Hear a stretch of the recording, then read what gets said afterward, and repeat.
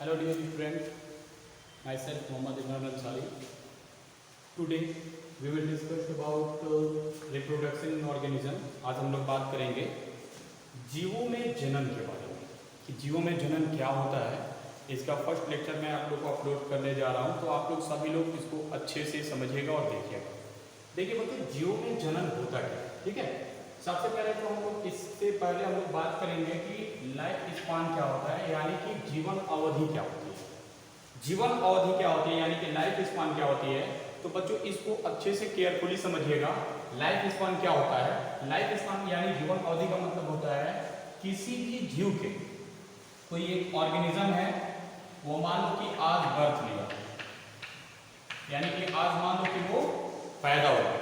पैदा होने के बाद से इसका जो नेचुरल डेथ होता है, यानी कि इसका जो प्राकृतिक मौत होता है, नेचुरल डेथ, ठीक है। यानी कि जीव के जन्म से लेके उसके प्राकृतिक मौत तक के समय को ही जीवन अवधि कहा जाता है। एक बार और बता दे रहा हूं, जीवन अवधि एक ऐसी प्रक्रिया होती है जिसमें कोई भी जीव अगर एक बार जन्म लेता है, ये तो पता है कि उसका एक मरने का टाइम निश्चित होता है, कंफर्म होता है, और वो जब अपना पूरा टाइम कंफर्म कर लेता है, पूरी टाइम अपना बिता लेता है, तो उसकी एक नेचुरल डेथ होती है। बर्थ से लेके नेचुरल डेथ तक के टाइम को ही कहा जाता है लाइफ स्पान, यानी कि जीवन अवधि। बच्चों ध्यान दीजिएगा, जितने भी हमारे पृथ्वी पे ऑर्गेनिज्म हैं, ठीक है, चाहे वो कुत्ता है, बिल्ली है, इंसान है, सबका जीवन अवधि अलग अलग होता है, सब में वेरिएशंस होते हैं। समझ में आ रहा है बच्चों? जैसे कि अगर बात किया जाए बच्चों, अगर बात किया जाए ह्यूमन बीइंग का, ठीक है, अगर इंसान का बात किया जाए, मनुष्य का बात किया जाए, ह्यूमन बीइंग का, ह्यूमन का बात किया जाए, तो इसका बच्चों 72 से लेके 80 ईयर्स तक इस समय इसका लाइफ स्पान है। इससे पहले के जो लोग हुआ करते थे, जैसे कि मान लीजिए पुराने जमाने के लोग जो नेचुरल चीजों को अपने बॉडी के लिए लेते थे, यानी कि भोजन के रूप में उसको लेते थे, ऐसे लोगों का आप देखिएगा 100 ईयर्स हुआ करता था, कभी कभी 150 ईयर्स हुआ करता था। ये पहले जमाने के लोगों का इतना डेटा इतना लाइफ स्पान हुआ करता था। बट आज के समय में बच्चों इतना कम क्यों है? इसके पीछे एक रीजन है। हम लोग बच्चों क्या कर रहे हैं, आज के जमाने में केमिकल्स का उपयोग कर रहे हैं, केमिकल्स का उपयोग कर रहे हैं। यानी जितने भी आप जाएंगे मार्केट में, जो भी वेजिटेबल्स खरीदने जा रहे हो या आप चिकन खरीदने जा रहे हो, तो वहां पे आपको क्या मिलेगा, जितने भी चीजें हैं सब लगभग केमिकल से ही बनाई गई है, ठीक है, जिसकी वजह से हमारे लाइफ स्पान पे इस पे सबसे बुरा प्रभाव पड़ रहा है, जिसकी वजह से हमारी जो लाइफ स्पान है वो कम होती जा रही है। आने वाले समय में बच्चों ये भी कहना मुश्किल हो जाएगा कि लोग 50 साल भी पता नहीं जी पाएंगे या नहीं, ठीक है। खैर ये दूसरी बात है, हम लोग चलते हैं टॉपिक पे कि लाइफ स्पान क्या होता है। लाइफ स्पान का मतलब बच्चों अभी मैंने आपको बताया कि बर्थ से लेके ऑर्गेनिज्म के नेचुरल डेथ तक के टाइम को ही लाइफ स्पान कहा जाता है, ठीक है। अब लाइफ स्पान जितने भी ऑर्गेनिज्म हैं, चूहा, बिल्ली, गाय, भैंस, सबके अंदर, ठीक है ना, सबके अंदर लाइफ स्पान यानी कि उनकी जीवन अवधि अलग अलग होती है। जैसे अगर बच्चों डॉग का बात किया जाए, ध्यान से समझिएगा, अगर डॉग का बात किया जाए या काऊ का बात किया जाए, गाय का बात किया जाए, तो बच्चों इनका जो लाइफ स्पान होता है वो 22 ईयर्स होता है, 22 साल होता है। समझ में आ रहा है? और हम लोगों का अगर देखेंगे तो इतना ईयर्स होता है। मतलब कि डिफरेंट टाइप्स के एनिमल्स में डिफरेंट टाइप्स के लाइफ स्पान होते हैं, पाए जाते हैं। तो मेरा एक ये था कि लाइफ स्पान आपको समझाना था, तो मैंने लाइफ स्पान आपको समझ गया, उम्मीद करता हूं कि आपको समझ में आ गया होगा। हम लोग आगे बढ़ते हैं रिप्रोडक्शन के बारे में, ओके। तो आइए हम लोग रिप्रोडक्शन के बारे में बात करते हैं। रिप्रोडक्शन बच्चों होता है, सभी लोग ध्यान से समझिएगा, व्हाट इज रिप्रोडक्शन। देखिए बच्चों, रिप्रोडक्शन का मतलब होता है अपने जैसे, मीन्स अपने जैसे ऑर्गेनिज्म को जन्म देना, अपने समान संतान को पैदा करना, उसी को हम लोग जनन करते हैं। समझ में आ गया? यानी ऐसे ऑर्गेनिज्म, मान लीजिए कोई ऑर्गेनिज्म है, ये अपने जैसे बच्चों को पैदा करने की क्षमता रखता है, इस प्रोसेस को ही जनन यानी कि रिप्रोडक्शन कहा जाता है। बच्चों रिप्रोडक्शन जो होता है ये 2 टाइप्स का होता है। कौन कौन सा होता है तो आप यहाँ देख सकते हो। फर्स्ट है एसेक्सुअल रिप्रोडक्शन मींस अलैंगिक जनन, और जो दूसरा आप देख रहे हो सेक्सुअल रिप्रोडक्शन यानी कि लैंगिक जनन। ओके डियर स्टूडेंट्स, अब ध्यान से आप यहाँ पे समझोगे कि अलैंगिक जनन मतलब कि एसेक्सुअल रिप्रोडक्शन होता है। तो आइए हम लोग इसको समझते हैं। सबसे पहले एसेक्सुअल रिप्रोडक्शन के बारे में, आखिर ये होता क्या है। ठीक है, तो देखिए बच्चों एसेक्सुअल रिप्रोडक्शन जो है यानी कि जो आप देख रहे हैं एसेक्सुअल रिप्रोडक्शन में सिंगल पेरेंट इन्वॉल्व होते हैं। मतलब कि इसमें एक ही ऑर्गेनिज्म की जरूरत पड़ेगी, इसमें 2 ऑर्गेनिज्म की 2 जीवों की जरूरत नहीं पड़ेगी। एक अकेले जीव अपने जैसे बच्चों को पैदा करने की क्षमता रखता है, इसे कहेंगे अलैंगिक जनन। एक और बात मैं बता दे रहा हूं बच्चों, इसमें गैमेट्स का फॉर्मेशन नहीं होता है, मतलब कि युग्मकों के निर्माण नहीं होते हैं। जैसे कि मान लीजिए कोई ऑर्गेनिज्म है, ये ऑर्गेनिज्म अपने जैसे क्या करता है, बहुत सारे ऑर्गेनिज्म को बना लेता है। ठीक है ना, बहुत सारे ऑर्गेनिज्म को बनाते हैं। और बच्चों ध्यान दीजिएगा, जो भी ऑर्गेनिज्म इससे बने हुए हैं वो सेम टू सेम इसी के जैसे यानी ये पेरेंट सेल के जैसे ही दिखाई देंगे। ये पेरेंट बॉडी है और ये सभी जो है इसके ऑफस्प्रिंग बॉडी है। ठीक है, तो जो भी ऑफस्प्रिंग यानी कि जो बच्चे पैदा होंगे सिंगल पेरेंट से वो सेम टू सेम अपने पेरेंट्स के जैसे ही होंगे। इनमें और इनमें 1% का भी कोई भी वेरिएशन नहीं होता है। इसलिए बच्चों इनको हम लोग क्लोन के नाम से भी जानते हैं। क्लोन का मतलब होता है बच्चों कॉपी, यानी जिस तरह से बच्चे उसी तरह से इनके माँ बाप, या ये कह सकते हैं जैसे माता पिता वैसे ही सेम टू सेम बच्चे, इनमें कोई भी वेरिएशंस नहीं होते हैं। तो हमको इन्हीं के बारे में डिटेल से समझना है और सेक्सुअल रिप्रोडक्शन के बारे में भी समझना है। बच्चों अब थोड़ा सा इसके बारे में जान लीजिए, सेक्सुअल रिप्रोडक्शन क्या होता है। तो सेक्सुअल रिप्रोडक्शन एक ऐसा प्रोसेस है बच्चों जिसमें मेल एंड फीमेल 2 ऑर्गेनिज्म की नीड होती है और ये दोनों सेपरेट होते हैं ईच अदर। मतलब कि मेल जो होता है वो अलग होगा एंड फीमेल जो होती है वो अलग होती है।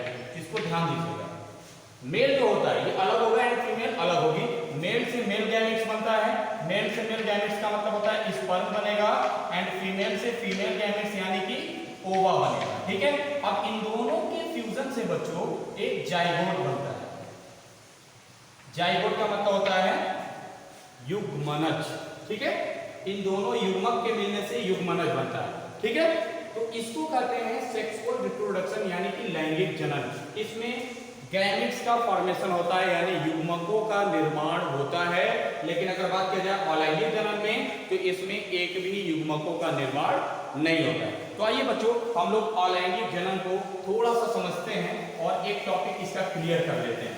ठीक है, आइए बच्चों सभी लोग इसको केयरफुली अच्छे से समझिएगा प्लीज, क्योंकि ये जो है बहुत ही मोस्ट इंपॉर्टेंट है और इसमें से लगभग क्वेश्चंस नीट के एग्जाम में पूछे जाते हैं, इसलिए आप इसको केयरफुली समझते जाइएगा। जितना भी क्वेश्चन बच्चों नीट के एग्जाम में पूछा जाता है, जो भी क्वेश्चन आता जाएगा मैं आपको बताता जाऊंगा, आप उसको मोस्ट इंपॉर्टेंट लगाते जाइएगा। ओके, इससे क्या होगा, आपको इजी हो जाएगा नीट के एग्जाम को क्वालिफाई करने के लिए और क्वेश्चन को प्रिपेयर करने के लिए। ओके डियर स्टूडेंट, आइए हम लोग अलैंगिक जनन में एक पहला टॉपिक पढ़ते हैं जिसका नाम है बच्चों फिजन।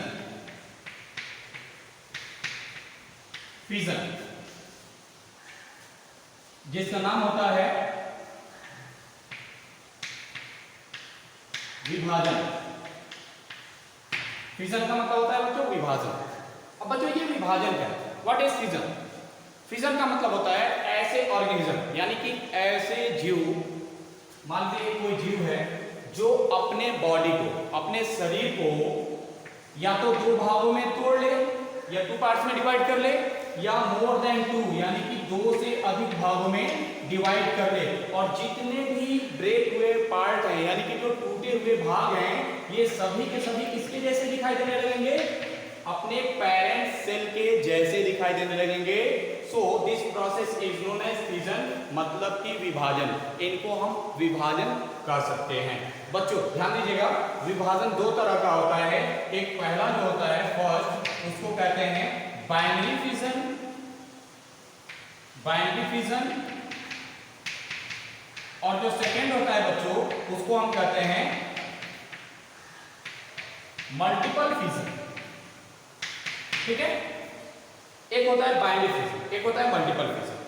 बाइनरी का मतलब क्या होता है बच्चों, इसको समझिए ध्यान से। बाइनरी एंड मल्टीपल फिजन जो होता है बच्चों, प्रोटोजोआंस के जितने भी लगभग मेंबर्स होते हैं, जिनकी जो यूनिसेलुलर होते हैं, एक कोशिकीय स्वभाव के होते हैं, उनके बॉडी के अंदर binary and multiple both fusion are found, यानी कि दोनों फ्यूजन जो होते हैं वो पाए जाते हैं। बाइनरी फ्यूजन का मतलब होता है द्विविभाजन, यानी द्विविभाजन। एक जो बॉडी है वो ब्रेक होके दो पार्ट्स में बट जाए और दोनों पार्ट्स पेरेंट्स के जैसे ही एक स्ट्रक्चर्स को बना लें जो पूरी तरह से पेरेंट्स के जैसे ही दिखाई देने लगे। आपको मैं बताया हूं कि एसेक्सुअल रिप्रोडक्शन में जो ऑर्गेनिज्म से जो इनके ऑफस्प्रिंग बनते हैं वो ऑफस्प्रिंग अपने पेरेंट्स के सिमिलर ही दिखाई देते हैं, उनको हम लोग क्लोन कर सकते हैं, मतलब कि इनमें और इनमें कोई भी वेरिएशंस नहीं होते हैं। समझ में आ रहा है? तो ये होता है बाइनरी फ्यूजन। बाइनरी फ्यूजन बच्चों are found in amoeba. Amoeba एक प्रोटोजोआ है बच्चों जिसके अंदर बाइनरी फ्यूजन पाया जाता है। एक और बात ध्यान रखिएगा बच्चों, जो अमीबा होता है ये एक अमर ऑर्गेनिज्म है, अमर जीव है। अमर का मतलब होता है जो कभी नहीं मर सकता है। जैसे ही इनके मरने का टाइम आता है, जैसे कि आपको मैं बता दूं, जो अमीबा होता है वो इर्रेगुलर शेप में होता है, यानी कि उसका कोई शेप नहीं होता है। जैसे ही अपने बॉडी को ब्रेक, जैसे ही मान लीजिए इसके डेथ का टाइम होता है, पहली बात तो ये समझ लीजिए कि इसकी नेचुरल डेथ नहीं होती है। ये जैसे इसकी डेथ होने वाली होती है, ये अपने बॉडी को उस समय तक क्या करता है, ऐसे डीजनरेट करना शुरू कर देगा।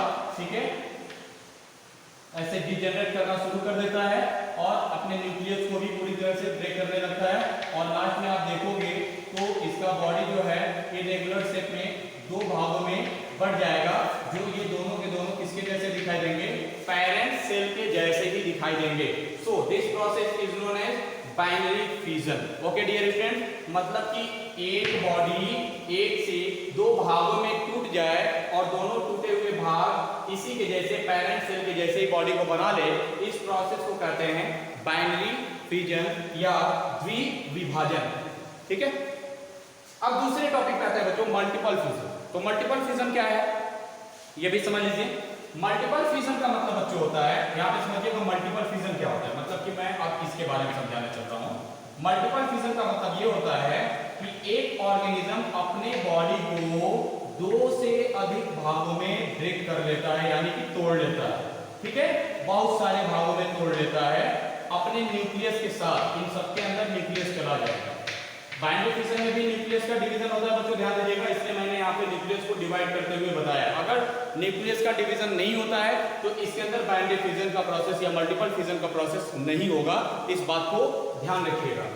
तो देखिए, ये जो आपको केंद्र दिख रहा है ये पूरी तरह से ब्रेक होगा और इसका बॉडी भी ब्रेक होगा। जितने पार्ट्स आपको दिख रहे हैं ये सभी पार्ट्स इसी के सिमिलर ऑर्गेनिज्म को बना लेंगे। ठीक है, इसलिए इनको बच्चों क्लोन कहा जाता है। क्लोन का मतलब होता है कॉपी। तो बाइनरी फ्यूजन समझ गए? एक बार और मैं बता दे रहा हूं, बाइनरी फ्यूजन का मतलब होता है जब कोई जीव, कोई ऑर्गेनिज्म अपने बॉडी को टू पार्ट्स में डिवाइड कर लेता है, दो भागों में तोड़ लेता है, उसको बाइनरी फ्यूजन कहेंगे। जब कोई ऑर्गेनिज्म अपने बॉडी को दो से अधिक भागों में बांट लेते हैं उनको हम लोग मल्टीपल फ्यूजन या बहुविभाजन कहेंगे। ठीक है, अब बच्चों ध्यान दीजिए, मैं एक बार और आपको शुरू से बता देता हूं। हम लोग पढ़ रहे हैं chapter number 1 reproduction in organism, जीवों में जन्म के बारे में, जिसमें हम लोग सबसे पहले पढ़े हैं लाइफ स्पान। लाइफ स्पान क्या होता है मैंने आपको बताया है कि जीवों के पैदा होने से लेके उनकी मृत्यु तक, यानी जो प्राकृतिक मृत्यु होती है, नेचुरल डेथ होता है, वहां तक के टाइम को जीवन अवधि कहा जाता है। और दुनिया में जितने भी जीव हैं सबके अंदर अलग अलग जीवन अवधि पाया जाता है।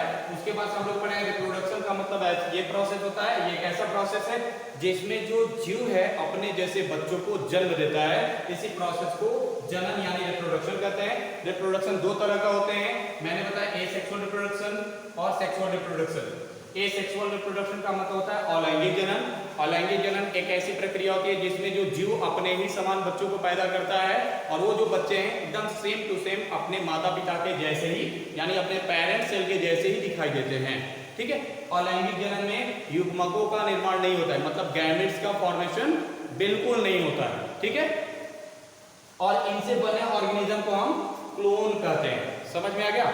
और इनमें और पेरेंट्स में, और यानी कि ये पेरेंट्स सेल में और बच्चों के सेल्स में किसी भी तरह का कोई भी वेरिएशन नहीं होते हैं। दूसरा हम लोग पढ़े हैं सेक्सुअल रिप्रोडक्शन, जो हम लोग बाद में बात करेंगे। सेक्सुअल रिप्रोडक्शन में दो जीवों की जरूरत पड़ती है। ठीक है, और इसमें युग्मकों का भी निर्माण होता है। नर युग्मक अलग होंगे, मादा युग्मक अलग, दोनों के मिलने से जाइगोट बनेगा, तब जाके वो बच्चों को पैदा कर सकता है। तो बच्चों आज के लिए इतना ही। आज आप लोग इतना समझिए और उसको नोट्स करते जाइए, नोट बनाते जाइए। ठीक है, बाकी का जो वीडियो है कल आप लोगों को फिर से अपलोड कर दिया जाएगा। Thank you for watching this video. Thank you बच्चों।